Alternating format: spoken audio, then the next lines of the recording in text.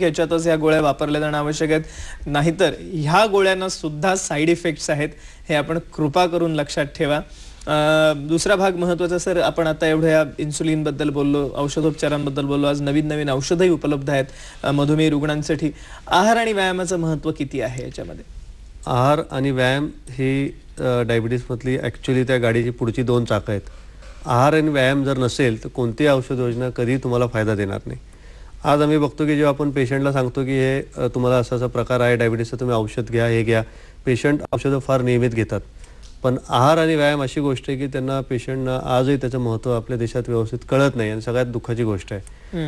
आहार आणि त्याच्या अगोदर व्यायाम अशी गोष्ट आहे की ज्याने तुमच्या शरीरातल्या सगळ्या अवयवांना एक व्यवस्थित चालना मिळते, तुमच्या शरीरातलं इन्शुलिनचं काम सुधारतं, बऱ्याच वेळा पॅनक्रियाजमधून इन्शुलिन बाहेर यायचं काम सुद्धा सुधारतं आणि तुम्ही जे औषध योजना घेता त्याचा व्यवस्थित फायदा व्यायामामुळे होऊ शकतो। बरोबर। पण त्या व्यायामाबरोबर जर तुम्हाला योग्य आहाराची जर जोड नसेल तर परत तो व्यायाम हा पूर्णपणे फायद्याचा होत नाही। त्या लोकांना योग्य व्यायाम बरोबर योग्य आहार हे तितकंच जरुरी आहे। आहारात डायबिटीस झाल्यावर तुम्हाला जे बदल करायला पाहिजे की नुसत्या कॅलरीज कमी करून फायदा नाही, तुम्ही काय खाता हे पण महत्त्वाचं आहे। बरोबर। आणि किती वेळा खाता, 3-4 वेळा थोडं थोडं बघून घेणं आणि नुसतं गोड बंद करून चालत नाही, त्याने बाकीच्या गोष्टींनी वजन आणि कॅलरीज जास्त शरीरात जातात। तर तळलेले तेलकट वातू पदार्थ, मांसाहार, त्याबरोबर अल्कोहोल, दारू, सिगारेट या सगळ्या गोष्टींचं त्यांच्या आहारात म्हणजे आम्ही आहार म्हणून त्याच्याकडे बघतो, या सगळ्या गोष्टींचं प्रॉपर त्यांची योजना आखली गेली पाहिजे आणि that is called as proper diabetic diet. Yes sir, कार्यक्रमाची वेळ मर्यादित आहे आपल्या, पण आपल्याला जाता जाता काय प्रेक्षकांना सल्ला द्यायला आवडेल? मी ॲक्च्युली दोन गोष्टी प्रामुख्याने सांगू इच्छितो। पहिलं म्हणजे की मधुमेहासारखे आजार आजकालच्या धकाधकीच्या जीवनात वाढत आहेत आणि वाढतच राहतील, पण तुम्हाला त्याच्याकडून जर आपला बचाव करायचा असेल तर एकच त्याला पर्याय म्हणजे स्वतःला निरोगी ठेवणं। स्वतःला निरोगी ठेवणं म्हणजे काही गोळ्या औषध घेऊन तुम्ही जे आज निरोगी होता त्याला काही अर्थ नाही आहे।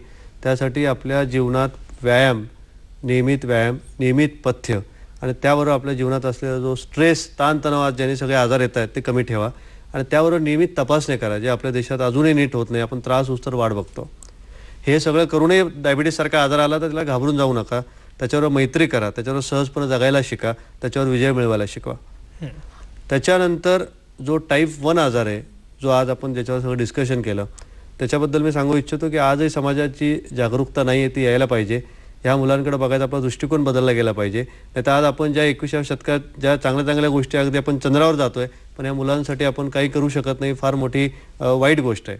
आणि ह्या मुलांसाठी नुसतं डायबिटॉलॉजिस्ट किंवा लोकांचं बाकी काम नाही, तर इट्स अ टीम वर्क की मधुमेह तज्ज्ञ, संपूर्ण समाज, शासन, फार्मास्युटिकल कंपनीज आणि त्या रुग्णाचं कुटुंब या सगळ्यांनी एकत्र येऊन त्या मुलांचा एक वेलफेअर आपल्याला प्लॅन करायला पाहिजे। आणि when in spite of all this it comes to you, we say that take it as it comes, जसं आयुष्यात take the life as it comes, but I would go little ahead and say you make it as you desire, take it, it is not in your hand, but you have to make it as you desire, जसं पाहिजे तसं बदला।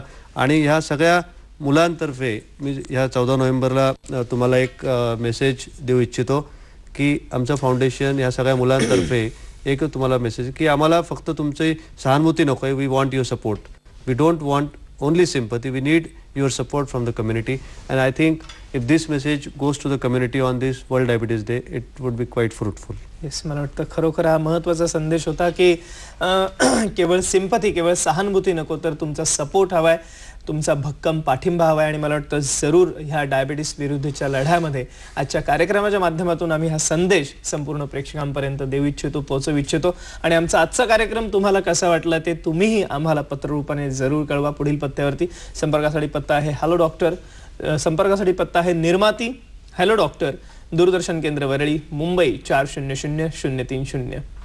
आजचा कार्यक्रम यशस्वी केल्याबद्दल सर्व प्रेक्षकांचे आभार। पण सगळ्यात महत्त्वाचं, खास पुण्याहून आपल्या आजच्या कार्यक्रमात सहभागी होण्यासाठी आलेले डॉक्टर अभय मुथा, एक अमूल्य मार्गदर्शन डायबिटीस आणि इन्सुलिन पंप याविषयी आमच्या सर्व प्रेक्षकांना केलं, त्याबद्दल मनपूर्वक आभार, धन्यवाद। थँक्यू।